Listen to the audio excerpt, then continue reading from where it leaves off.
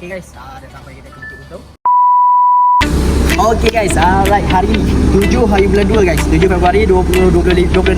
Okay, seperti yang tertera di sini, kita dijemput untuk menghadiri press conference B1 Network dan Nexus, dan juga satu lagi kita juga dijemput untuk menghadiri annual dinner pada malam ni. So sekarang ni kita dah kalian kesetukan masa sebabkan kita kena check in pukul 11.30 kalau ikut kan.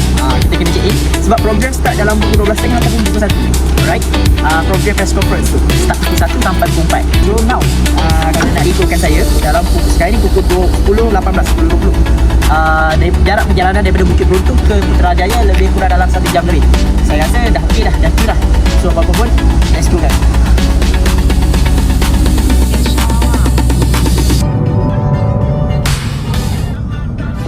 Sudah masa lalu yang berlalu, coba aku monitor ketua, anggota mau lapor ketua.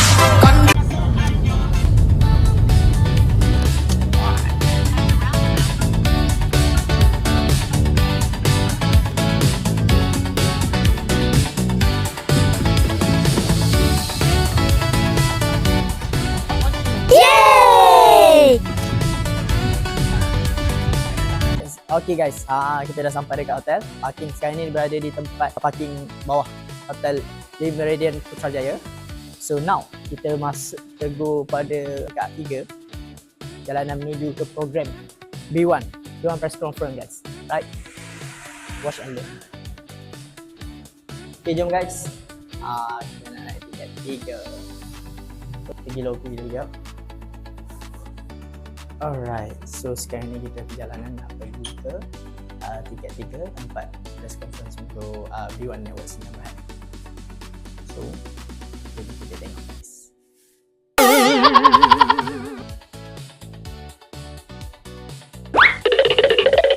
Saya tu B1 sekejap. Level 3, naik lift. Okay, naik terus guys.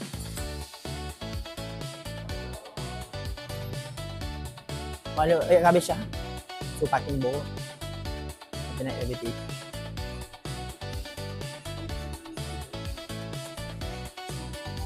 Wow. Lah maklumat tu. Hari tu dapat satu tu. So sekarang ni lepas untuk pendaftaran bilik hotel macam mana? Registration atau pendaftaran tu. Dah. Okay, dulu kita tembak yang kali kedua tu. Betul. Dia tak bagi ramai pun sebenarnya. Okay guys, alright. Kita dah dapat baju daripada B1. Sponsorship daripada B1 Mobile.